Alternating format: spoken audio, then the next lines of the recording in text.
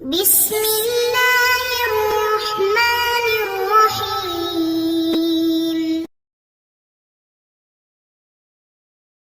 السلام علیکم ورحمۃ اللہ وبرکاتہ۔ امید ہے کہ آپ سب ایمان، صحت، عافیت اور برکت کے ساتھ ہوں گے۔ آج ہم سبق نمبر 29 کو پڑھیں گے، جس کا عنوان ہے تعریف اور تنکیر کا بیان۔ تو اس میں ہم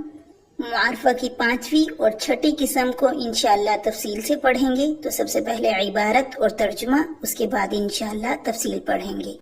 وَأَمَّا الْمُحَلَّى بِآلْ فَيُؤْتَى بِهِ إِذَا كَانَ الْغَرْضُ الْحِكَايَةَ عَنِ الْجِنْسِ نَفْسِهِ نَحْوُ الْإِنسَانُ حَيَوَانٌ نَاطِقٌ، وَتُسَمَّى الْجِنْسِيَّةَ أَوِ الْحِكَايَةَ عَنْ مَحُودٍ مِنْ أَفْرَادِ الْجِنْسِ، وَأَحَدُهُ إِمَّا بِتَقَدُّمِ ذِكْرِهِ نَحْوُ كَمَا أَرْسَلْنَا إِلَى فِرْعَوْنَ رَسُولًا فَعَصَى فِرْعَوْنُ الرَّسُولَ،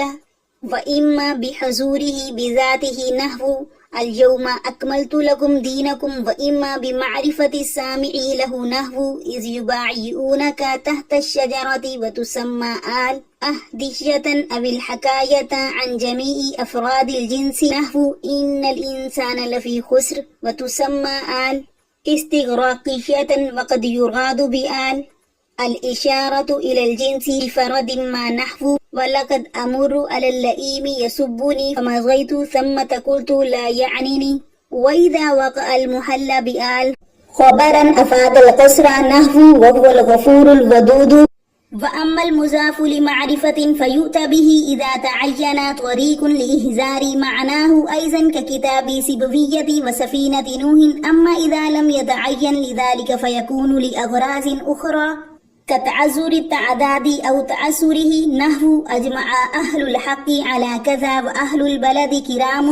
والخروج من طبيعة تقديم البعض على البعض نحو حذر أمراء الجند، والتعظيم للمضاف نحو كتاب السلطان حذر، أو المضاف إليه نحو هذا خادم أو غيرهما نحو أخو الوزير عندي، والتحقير للمضاف نحو هذا ابن اللص، أو المضاف إليه نحو اللص رفيق هذا أو غيرهما نحو أخو اللص عند عمري، والاختصار لذيك المكام نحو هوايا مع الركب اليمانين مسعد، جنيب وجسمان بمكة موسى بدل أن يقال الذي أهواه۔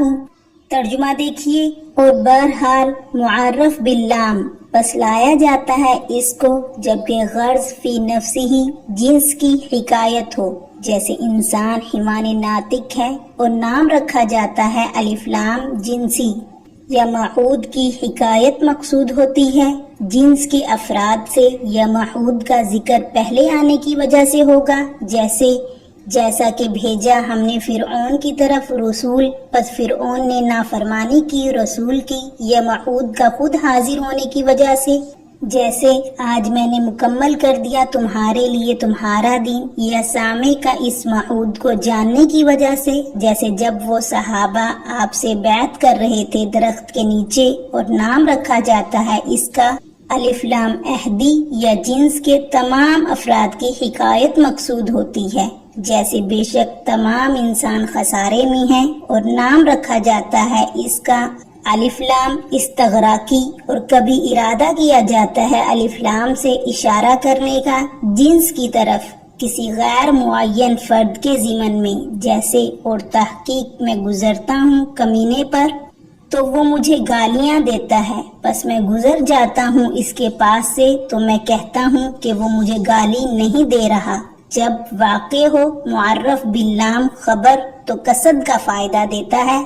جیسے وہ بخشنے والا اور محبت کرنے والا ہے۔ اور بہرحال معارفہ کی طرف اضافت پس لایا جاتا ہے مضاف کو جبکہ کوئی طریقہ متعین ہو اس کے معنی کو حاضر کرنے کا، جیسے سبویہ کی کتاب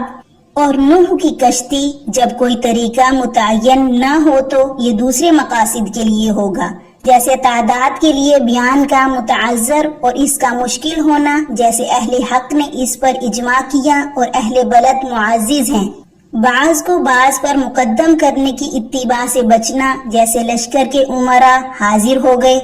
مضاف کی تعظیم کے لیے جیسے بادشاہ کا خط آیا، یا مضاف الیہ کی تعظیم جیسے یہ میرا خادم ہے، یا ان دونوں کے علاوہ جیسے وزیر کا بھائی میرے پاس ہے، اور مضاف کی تحقیر کے لیے جیسے یہ چور کا بیٹا ہے، یا مضاف الیہ کی تحقیر جیسے چور اس کا دوست ہے، یا ان دونوں کے علاوہ جیسے چور کا بھائی عمر کے پاس ہے،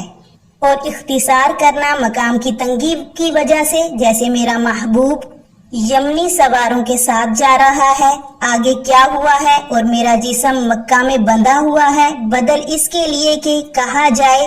الذی احواہ۔ اب تفصیل دیکھیے، وَأَمَّا الْمُحَلَّى بِآل، یہاں سے مصنفین معارفہ کی 5ویں قسم معارفہ باللام کی تفصیل بیان فرما رہے ہیں۔ فرماتے ہیں کہ معارفہ باللام اس وقت لاتے ہیں جب جنس اور حقیقت اور ماہیت کی طرف اشارہ کرنا مقصود ہوتا ہے، اور اس الف لام کو جس سے جنس اور ماہیت کی طرف اشارہ کیا جائے الف لام جنسی کہا جاتا ہے، جیسے الانسان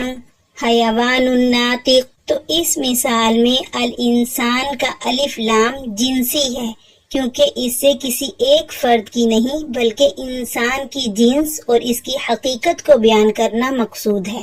اب الحکایت عن محود، یہاں سے مصنفین فرماتے ہیں کہ کبھی معارفہ باللام کے لانے کا مقصد یہ ہوتا ہے کہ جنس کے کسی فرد معین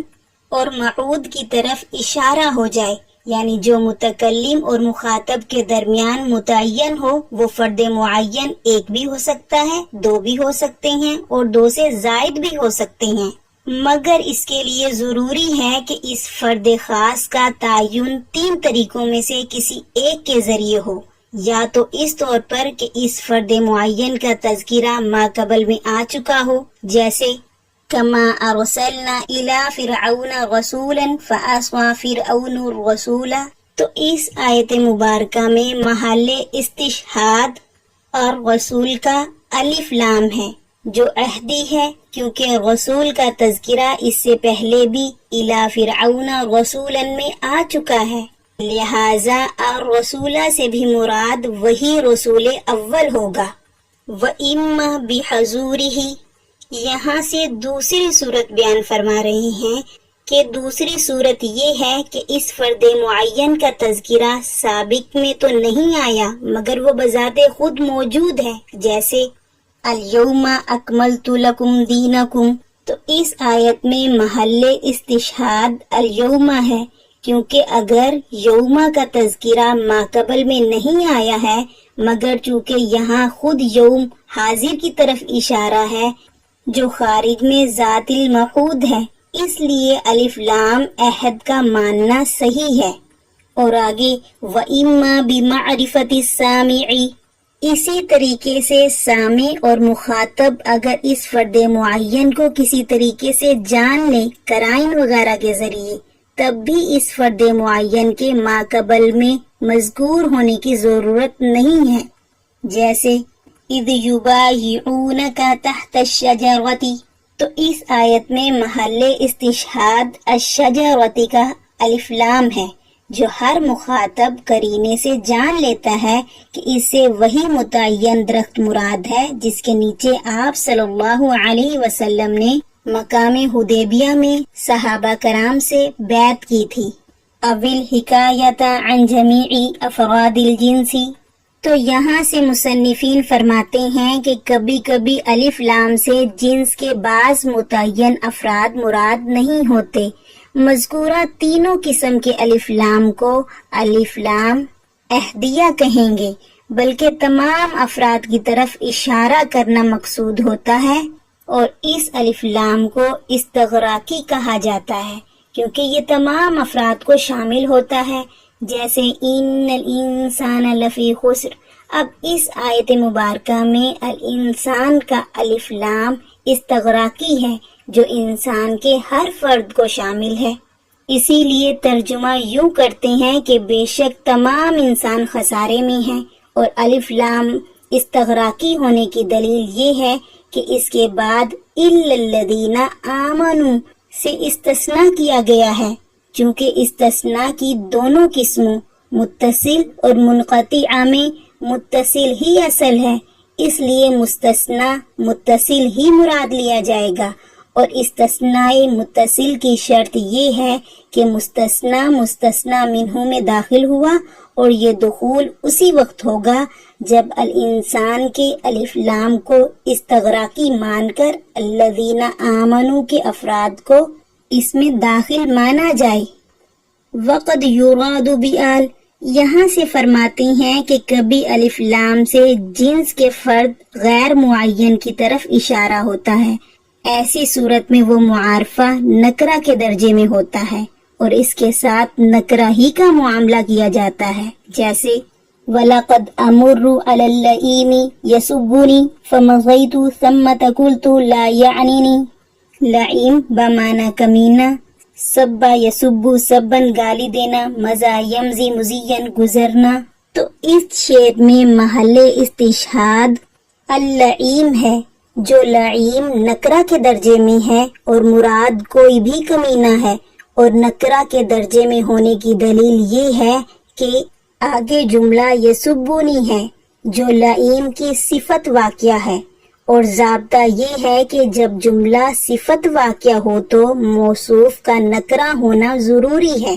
مگر یہاں بظاہر ایسا نہیں ہے، جو اس بات کی واضح دلیل ہے کہ لعیم نکرہ کے درجے میں ہے۔ وَإِذَا وَقَعَ الْمُحَلَّ بِآل، تو یہاں سے مصنفین فرماتی ہیں کہ معارفہ باللام کی اقسام میں سے اگر کوئی قسم خبر واقعہ ہو تو یہ خبر مبتدا میں کسر مسند علی المسند الیہ کا فائدہ دے گی، جیسے وَهُوَ الْغَفُورُ الْوَدُودُ، تو اس آیت میں الغفور اور الودود خبر واقعہ ہیں جو دونوں معارفہ ہیں، تو اسی وجہ سے کسر مسند علی المسند الیہ کا فائدہ حاصل ہو رہا ہے، اور ترجمہ یہ ہو رہا ہے کہ وہی بڑا بخشنے والا ہے اور بڑی محبت کرنے والا ہے، یعنی مغفرت اور مودت حقیقتاً ذات باری تعالیٰ ہی کے ساتھ مخصوص اور منحصر ہیں۔ وَأَمَّا الْمُضَافُ لِمَعْرِفَةٍ، یہاں سے مصنف معارفہ کی چھٹی قسم کو بیان کر رہی ہیں کہ یہ وہ اسم ہے جو اقسام خمسہ میں سے کسی ایک کی طرف مضاف ہو، اور اضافت الی المعرفہ کا استعمال کلام میں اس وقت ہوتا ہے جبکہ سامع کے ذہن میں کسی چیز کو راسخ کرنے کے لیے اس اضافت الی المعرفہ کے علاوہ کوئی اور طریقہ ممکن نہ ہو، یہی صورت بطور ایک طریقے کے متعین ہو جائے، جیسے کتاب سبویہ اور سفینہ نوح۔ تو ان دونوں مثالوں میں کتاب اور سفینہ کا معنی سامع کے ذہن میں لانے کے لیے سوائے اس کے اور کوئی راستہ نہ تھا کہ سبویہ اور نوح کی طرف اضافت کی جائے، کیونکہ دیگر اقسام معارفہ مثلا علم یا ضمیر یا اسم اشارہ وغیرہ کا استعمال اس وقت ممکن تھا جب ان دونوں چیزوں کا کوئی مستقل نام ہوتا، مگر ایسا نہیں ہے، اس لیے اضافت کے ساتھ لانے سے ہر شخص اب سمجھ جائے گا کہ کتاب سے مراد وہی کتاب ہے جو فن نحو میں مشہور نحوی امام سبویہ نے تصنیف کی ہے، اور سفینہ سے مراد وہی مشہور کشتی ہے جو حضرت نوح علیہ السلام نے اللہ کے حکم سے بنائی تھی۔ ہاں اگر تعریف کا دوسرا طریقہ ممکن ہو پھر بھی اضافت ہی کو استعمال کیا جائے تو دوسرے مقاصد کے لیے ہوگا، پھر مثلاً کتعذر التعداد، یعنی تعداد کی تفصیل بیان کرنا متعذر اور ناممکن ہوتا ہے، اس لیے اضافت کا استعمال کرتے ہیں، جیسے کہ اجمع اہل الحق علی کذا، یعنی اہل حق نے اس بات پر اتفاق کیا ہے۔ یہاں چونکہ دنیا بھر کے اہل حق کی تفصیل اور ان کو شمار کرانا عادتاً ناممکن ہے، اس لیے اضافت کے ساتھ ذکر کر کے اہل الحق کہہ دیا، اور کبھی تعداد کا بیان ناممکن تو نہیں مگر دشوار ضرور ہوا کرتا ہے، تو ایسے موقع پر بھی دشواری سے بچنے کے لیے اضافت کا استعمال کرتے ہیں، جیسے اہل البلد کرام، یعنی شہر کے لوگ معزز ہیں۔ شہر کے تمام لوگوں کی تعداد کا بیان کرنا اور نام بنام اس کی تفصیل کرنا محال تو نہیں، البتہ دشوار ضرور ہے، تو اس لیے اس دشواری اور مشکل سے بچنے کے لیے اہل البلدی کا اضافہ کر دیا گیا، یعنی اہل البلد اس میں اضافت کا استعمال کیا۔ آگے پھر فرمایا والخروج من طبیعاتی، اور کبھی کبھار ایسا ہوتا ہے مثلاً چند لوگوں کا تذکرہ کرنا ہے، اب اگر نام بنام ان کا ذکر کیا جائے تو یہ سوال ہوگا کہ کس کا پہلے ذکر کریں اور کس کا بعد میں، پھر یہ کہ جن کا نام مؤخر ہو جائے ممکن ہے کہ انہیں برا لگے اور ضرر پہنچانے کے در پہ ہو جائیں، یعنی نقصان پہنچانے کے در پہ ہو جائیں، تو اس الجھن اور دشواری سے بچنے کے لیے اضافت کا استعمال کرتے ہیں، جیسے کہ حضر امراء الجندی، یعنی لشکر کے تمام امیر آ گئے۔ اب اس طرح گویا متکلم نے پیشگی تدبیر اختیار کر لی دوسرے کے عتاب سے بچ نکلنے کے لیے۔ آگے فرمایا والتعظیم للمضاف، یہاں پر مصنفین فرماتے ہیں کہ کبھی اضافت کا استعمال مضاف کی تعظیم کے لیے کرتے ہیں، جیسے کتاب السلطانی حضرہ، یعنی بادشاہ کا خط آیا ہے۔ اب اس مثال میں اگر الکتاب حضرہ کہہ دیا جاتا تب بھی خط کے آنے کی اطلاع ہو جاتی، مگر کتاب کی عظمت کو بتلانے کے لیے یہ اضافت کی گئی ہے کہ بادشاہ کا خط آیا ہے، کسی معمولی آدمی کا خط نہیں آیا۔ اسی طریقے سے اس اضافت سے کبھی مضاف الیہ کی تعظیم مقصود ہوتی ہے، جیسے ھذا خادمی، یہ میرا خادم ہے، تو اس مثال میں مضاف الیہ کی تعظیم کی گئی ہے اس طور پر کہ متکلم ایسا شخص ہے جس کے پاس غلام ہیں، اور کبھی کبھی مضاف اور مضاف الیہ کے علاوہ کی تعظیم مقصود ہوتی ہے، جیسے اخو الوزیر عندی، وزیر کا بھائی میرے پاس ہے، تو اس مثال میں نہ تو اخ کی تعظیم مقصود ہے اور نہ ہی وزیر مضاف الیہ کی، بلکہ متکلم کی تعظیم مقصود ہے کہ متکلم اتنا معزز آدمی ہے کہ بادشاہ کے وزیر کی آمد و رفت اس کے پاس ہوتی رہتی ہے۔ آگے فرمایا والتحقیر للمضاف، یعنی کبھی کبھی اس اضافت الی المعرفہ سے مضاف کی تحقیر مقصود ہوتی ہے، جیسے ھذا ابن اللص، یہ چور کا بیٹا ہے، تو اس مثال میں مضاف کی تحقیر ہے کہ یہ ایک ایسا شخص ہے جس کا باپ چور ہے، اور کبھی مضاف الیہ کی تحقیر مقصود ہوتی ہے، جیسے کہ اللص رفیق ھذا، یعنی چور اس شخص کا ساتھی ہے، یہاں مضاف الیہ کی تحقیر ہو رہی ہے اس طور پر کہ یہ ایک ایسا شخص ہے جس کا ساتھی چور ہے، اور کبھی مضاف اور مضاف الیہ کے علاوہ کی تحقیر اور تذلیل مقصود ہوتی ہے، جیسے اخو اللص عند عمر، یعنی چور کا بھائی عمر کے پاس آتا جاتا ہے، تو اس مثال میں نہ تو اخ سے مضاف کی تحقیر مقصود ہے اور نہ ہی اللص مضاف الیہ کی، بلکہ عمر کی تحقیر مقصود ہے کہ عمر اتنا گھٹیا آدمی ہے کہ چور کے بھائی سے اس کا تعلق ہے اور چور کے بھائی کی اس کے پاس آمد و رفت رہتی ہے۔ آگے فرمایا وَلِاخْتِصَارِ لِضَيْقِ الْمَقَامِ، یہاں سے مصنفین فرماتے ہیں کہ کبھی اضافت کا استعمال وقت کی تنگی کی وجہ سے اختصار کے لیے بھی ہوتا ہے، جیسے کہ ہوایا مع الرکب الیمانین مسعد جنیب و جسمانی بمکہ موثق، تو اس شعر میں محل استشہاد لفظ ہوایا ہے جس کو اضافت کے ساتھ لایا گیا ہے الذی اہواہ کے بدلے میں، کیونکہ اگر الذی اہواہ کہا جاتا تو اتنا اختصار نہ ہوتا، جبکہ مقصود اختصار ہے، اور اختصار اس لیے مطلوب ہے کہ شاعر قید خانے میں ہے اور محبوب سفر کے لیے تیار ہے۔ اس جدائی کی حالت میں شدت تکلیف اور تنگی مقام کی وجہ سے چونکہ لمبی چوڑی بات نہیں ہو پاتی، اس لیے انسان چاہتا ہے کہ مختصر ہی کچھ کہہ دے۔ معرفہ کی آخری قسم منادہ کو انشاءاللہ ہم اگلے لیکچر میں پڑھیں گے۔ جزاکم اللہ خیرہ۔